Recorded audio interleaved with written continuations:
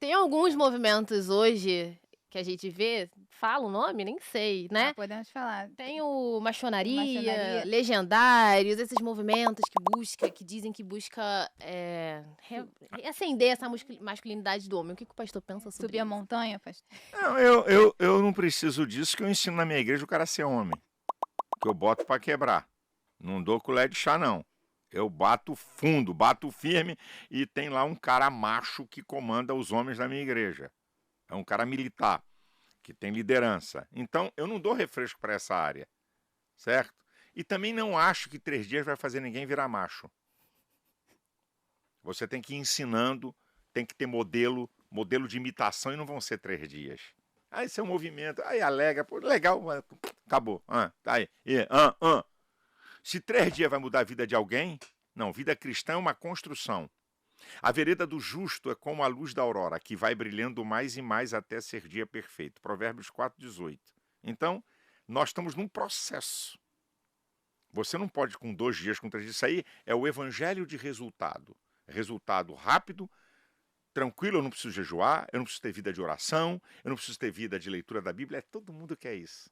É o que eu chamo molezinha, molezinha. Moleza é pudim, gelatina e sopa de minhoca.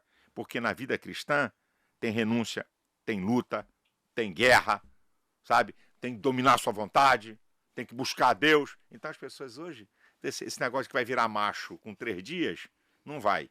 Não vai virar macho com 3 dias. É uma construção de modelos, certo?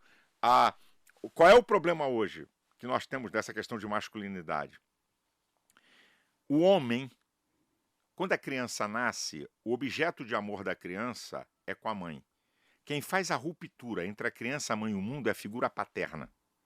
Essa figura omissa, essa criança tem uma dificuldade de fazer essa ruptura.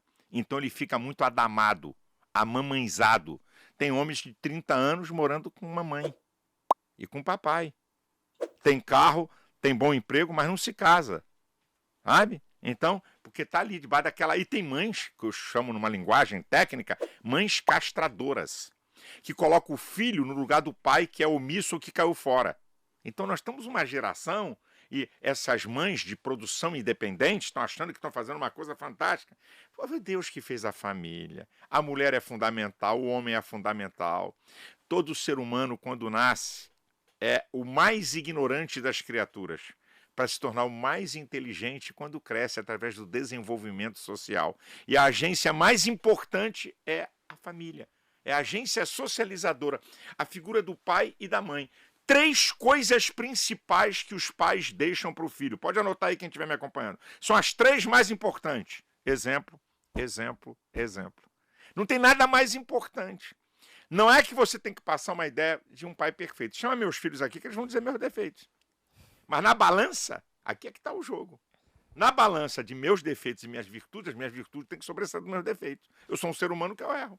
Então meus filhos sabem. Meu pai não é brincadeira, não. Mas meu pai sabe pedir perdão. Meu pai sabe ser amável.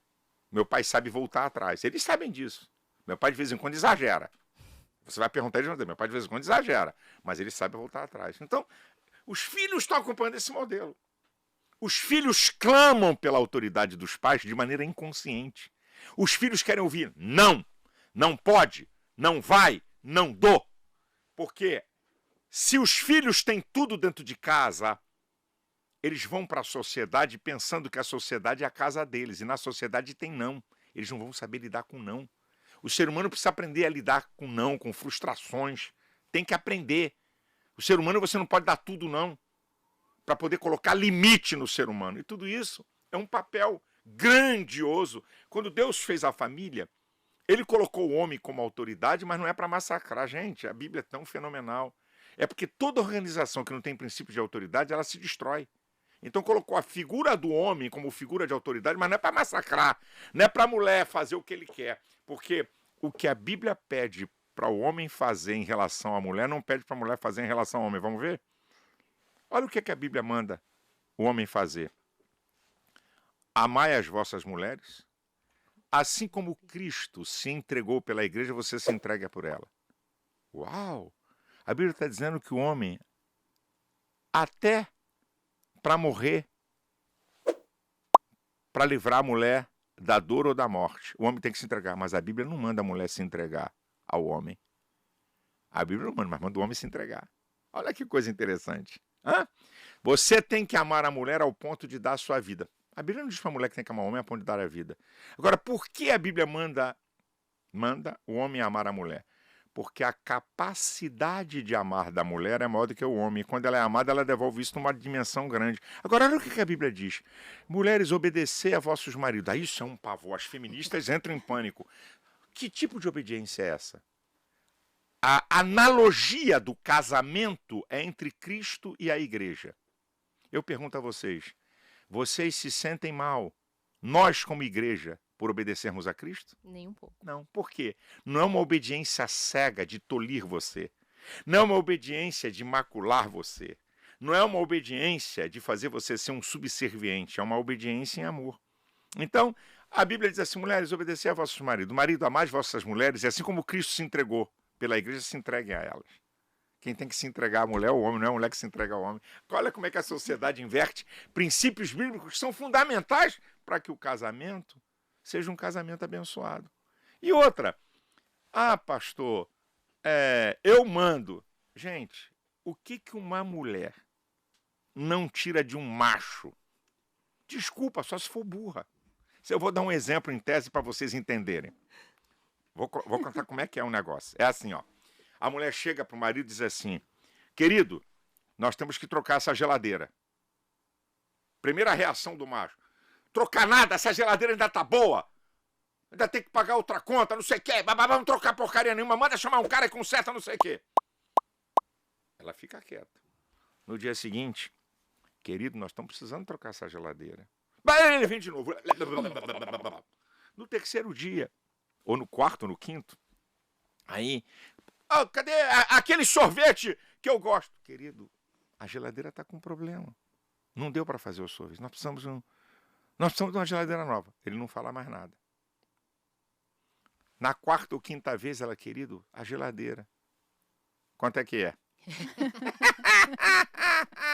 O que uma mulher não tira de um homem, senhoras? As senhoras são poderosíssimas. Então, esse negócio de dizer que homem que manda, isso é um machista imbecil que não sabe de nada, não sabe o que é uma mulher, o que é tratar uma mulher, para ele mesmo receber.